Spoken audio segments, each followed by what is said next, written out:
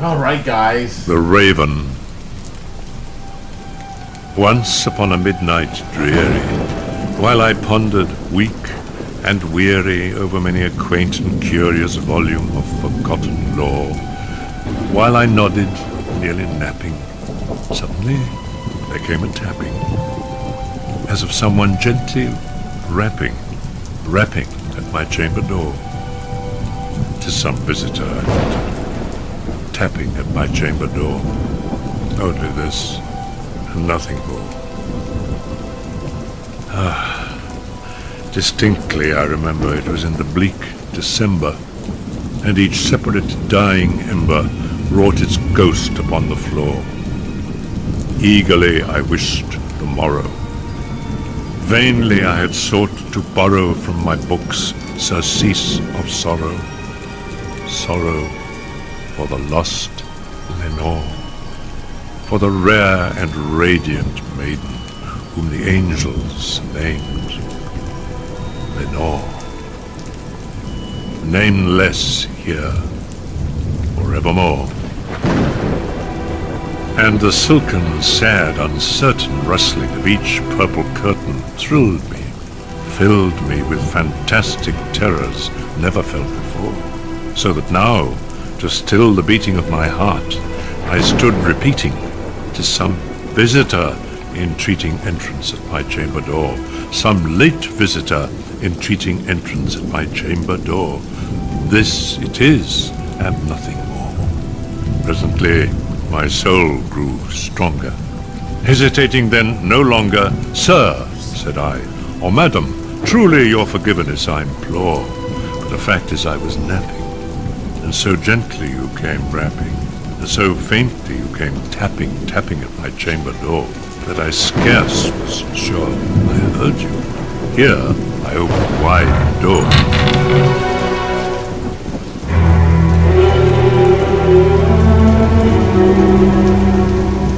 Darkness there, and nothing more.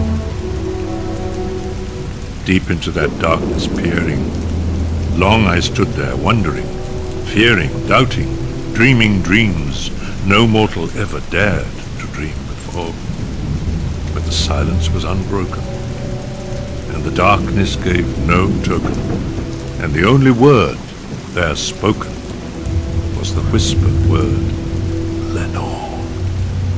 This I whispered, and an echo murmured back the word, "Lenore." Merely this, and nothing more. Back into the chamber turning, all my soul within me burning, soon again I heard the tapping, somewhat louder than before. "Surely," said I, "surely that is something at my window lattice. Let me see, then, what thereat is, and this mystery explore. Let my heart be still a moment, and this mystery explore. 'Tis the wind, and nothing more. Open here, I flung the shutter, when, with many a flirt and flutter, in there stepped a stately raven of the saintly days of yore. Not the least obeisance made he, not a minute stopped or stayed he, but with mien, lord or lady, perched above my chamber door, perched upon a bust of Pallas, just above my chamber door, perched and sat, and nothing more.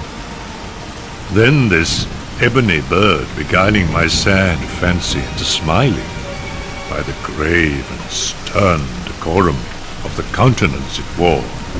"Though thy crest be shorn and shaven, thou," I said, "art sure no craven, ghastly, grim, and ancient raven, wandering from the nightly shore. Tell me what thy lordly name is on the night's Plutonian shore." Quoth the raven, "Nevermore."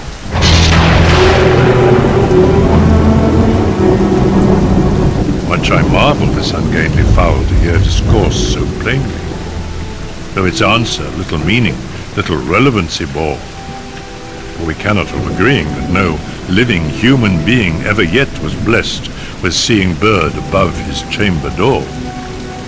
Bird or beast above the sculptured bust above his chamber door, with such name as Nevermore.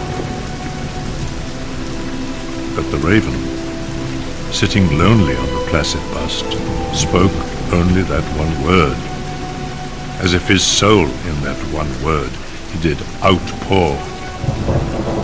Nothing further then he uttered, not a feather then he fluttered. Still I scarcely more muttered.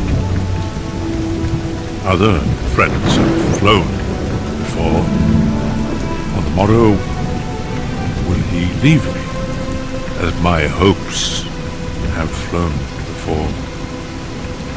Then the bird said, Nevermore.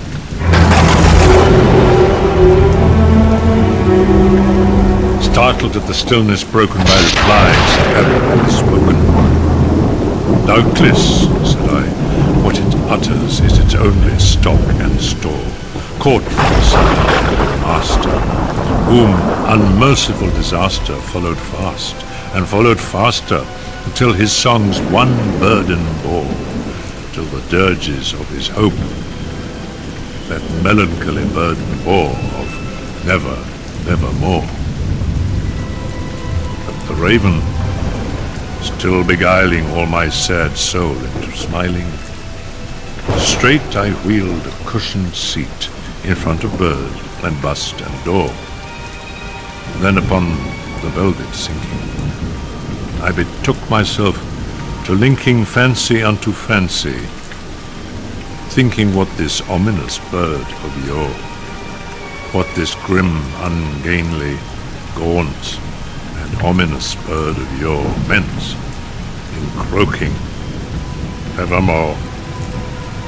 This I sat engaged in guessing, but no syllable expressing to the fowl, whose fiery eyes now burned into my bosom's core. This and more I sat divining, with my head at ease reclining on the cushion's velvet violet lining that the lamplight gloated o'er. But whose velvet violet lining with the lamplight gloating o'er she shall press, nevermore. Then methought the air grew denser, perfumed from an unseen censer swung by seraphim, whose footfalls tinkled on the tufted floor. Wretch, I cried, thy God hath lent thee. By these angels he has sent thee respite, respite and nepenthe from thy memories of Lenore.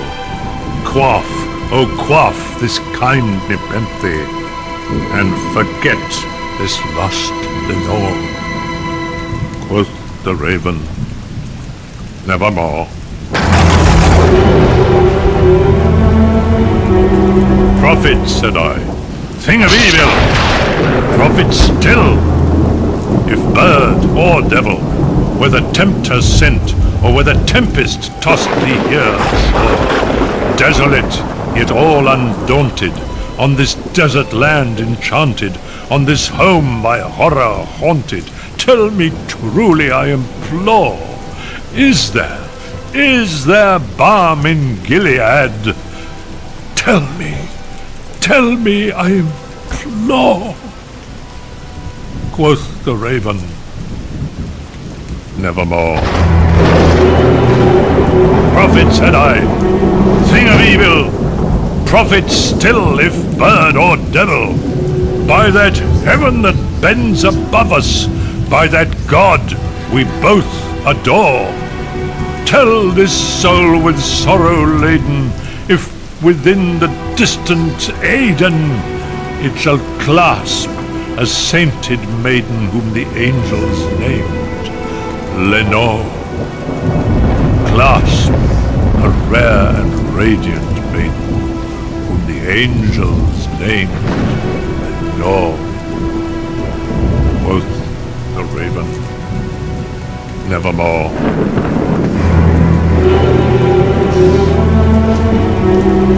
Be that word our sign of parting, bird or fiend, I shrieked, upstarting, get thee back into the tempest and the night's Plutonian shore. Leave no black plume as a token of that lie thy soul hath spoken. Leave my loneliness unbroken, quit the bust above my door. Take thy beak from out my heart, and take thy form from off my door. Quoth the raven, Nevermore.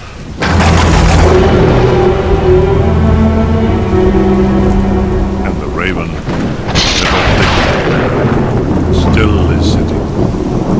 still is sitting on the padded bust of Pallas, just above my chamber door. And his eyes have all the seeming of a demon's that is dreaming, and the lamplight o'er him streaming throws his shadow on the floor. And my soul, from out that shadow that lies floating on the floor, shall be lifted evermore.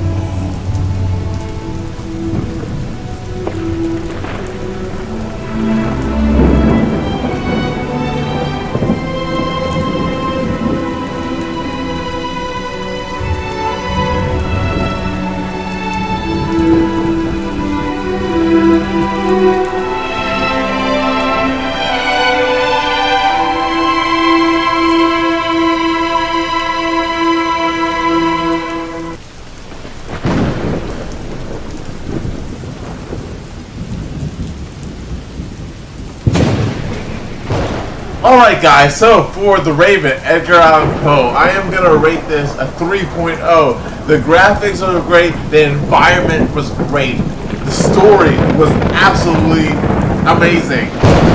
It really pulled me into the environment. I felt really passionate about it. I love poetry, I love Edgar Allan Poe, and is 3.0, a solid 3.0. Definitely a cultural experience to involve yourself in. The story was great. I don't need to be redundant. It was awesome. Definitely try it out. Definitely try it out. I recommend it. I highly recommend it. The Edgar Allan Poe, The Raven. This is Hooker signing out. Yes. Wow. Oh my God! What is that? Welcome to the complex universe inside Ruben's head. Oh the my God.